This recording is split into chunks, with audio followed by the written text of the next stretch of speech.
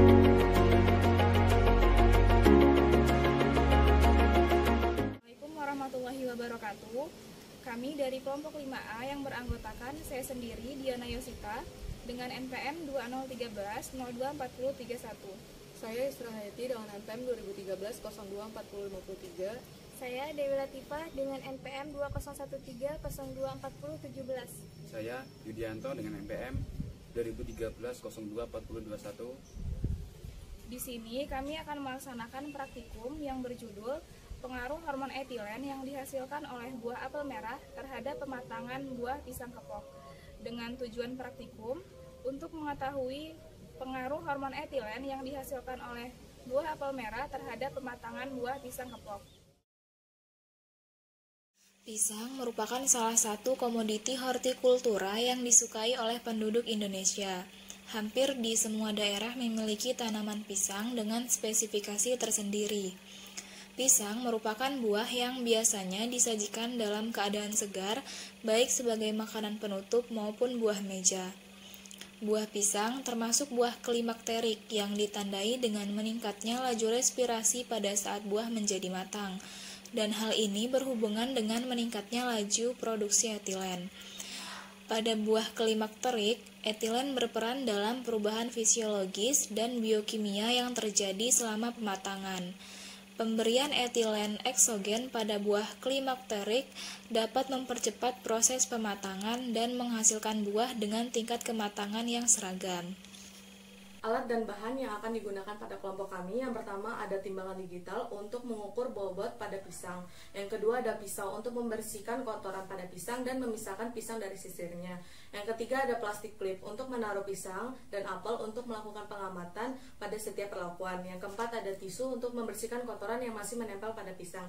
Yang kelima ada pisang, yang keenam ada apel, dan terakhir yaitu label untuk memberi nama pada pengamatan di setiap perlakuan. Di sini saya akan menjelaskan mengenai langkah kerja untuk melakukan percobaan pengaruh hormon etilen yang dihasilkan oleh buah apel merah terhadap pematangan buah pisang kepok.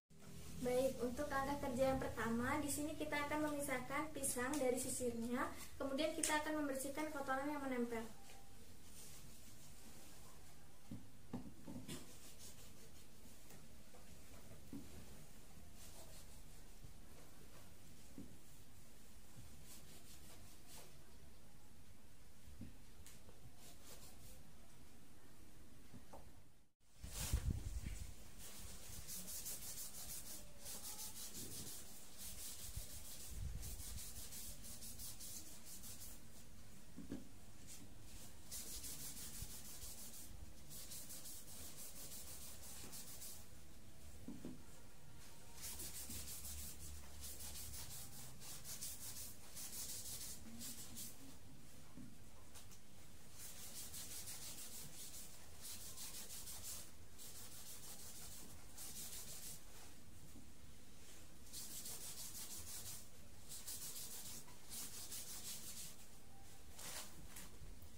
Kemudian untuk langkah kerja yang kedua, yaitu kita akan memilih ukuran pisang yang ukurannya sama.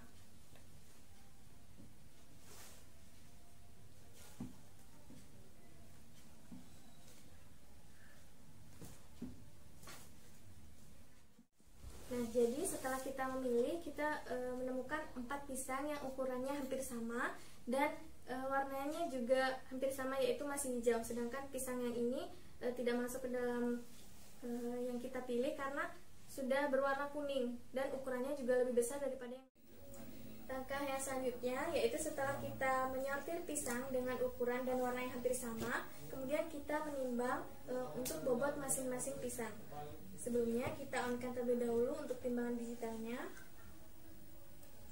Kemudian kita letakkan pisang di atasnya. 102 gram.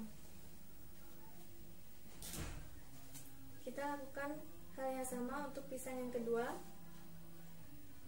96 gram. Kemudian untuk pisang yang ketiga, 94 gram. Kemudian untuk pisang yang terakhir, 96 gram. Kemudian setelah kita timbang untuk masing-masing pisangnya, kita akan melakukan pengambilan gambar atau kita memfoto untuk bagian kulit pisangnya.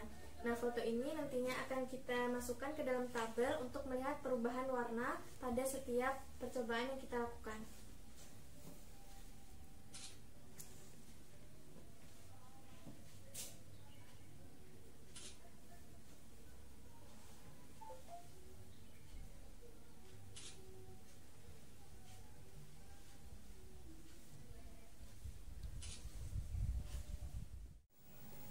Pisang-pisang ini ditimbang bobotnya, kemudian kita akan masukkan ke dalam plastik klip sesuai dengan peraturan. Untuk langkah kerja yang ketiga, yaitu kita akan memasukkan pisang ke dalam plastik klip sesuai dengan perlakuan yang sudah ditentukan. Untuk perlakuan yang pertama ini atau kontrol, itu berisi 1 buah pisang. Kita tempel untuk label perlakuan 1. Kemudian kita rekatkan atau kita klip pada bagian atasnya. Setelah itu kita pindahkan dulu. Lanjut untuk perlakuan 2, kita masukkan 1 buah pisang dan 1 buah apel. Kemudian kita tempel untuk labelnya. Label ini digunakan agar pada perlakuan ini tidak tertukar. Kemudian kita rekatkan lagi bagian atasnya.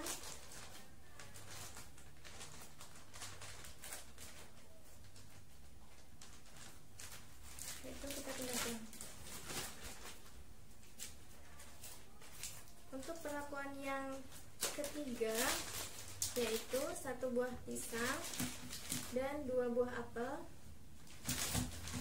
lalu kita tempel labelnya, kemudian kita rekatkan.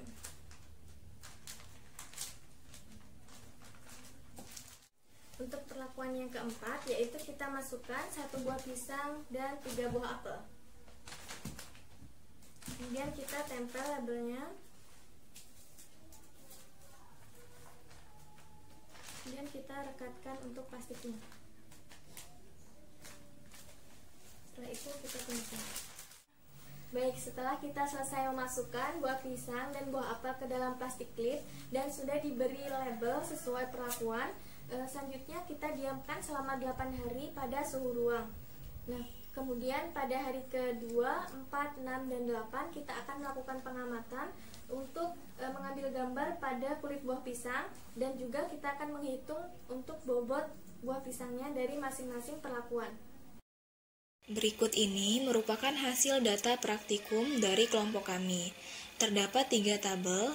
Tabel pertama membahas mengenai perubahan warna pisang, sedangkan tabel kedua dan ketiga membahas tentang perubahan bobot pisang. Berdasarkan pengamatan yang telah kelompok kami lakukan, dapat disimpulkan bahwa terdapat pengaruh hormon etilen yang dihasilkan buah apel merah terhadap pematangan buah pisang kepok. Hal ini dapat dibuktikan dengan perubahan warna dan susut bobot pisang tersebut. Semakin banyak apel merah yang dimasukkan, maka warna kulit pisang semakin kuning dan bobot semakin ringan atau menyusut. Hal ini didukung oleh penelitian Mulyo DKK pada tahun 2018 yang berjudul Pengaruh Hormon Etilen pada Apel Merah dan Daun Mangga Kering pada Pematangan Buah Pisang Kepok. Hasil penelitian tersebut menjelaskan bahwa etilen yang diproduksi oleh apel merah mempengaruhi kematangan pada pisang kepok berupa peningkatan susut bobot, kenampakan fisik, dan perubahan warna kulit pisang. Penyusutan bobot pada buah tersebut terjadi karena proses respirasi dan transpirasi, sehingga kandungan air dalam buah berkurang. Transpirasi merupakan faktor dominan penyebab susut bobot, yaitu terjadi perubahan fisikokimia berupa penyerapan dan pelepasan air ke lingkungan. Peningkatan susut bobot paling tinggi ditunjukkan pada perlakuan 4 menggunakan 3 apel merah, dengan jumlah susut bobot seberat 10 gram. Tanda-tanda kematangan juga ditunjukkan dengan adanya perubahan warna yang semula berwarna hijau berubah menjadi warna kuning. Demikian praktikum dari kelompok 5A. Saya akhiri. Wassalamualaikum warahmatullahi wabarakatuh.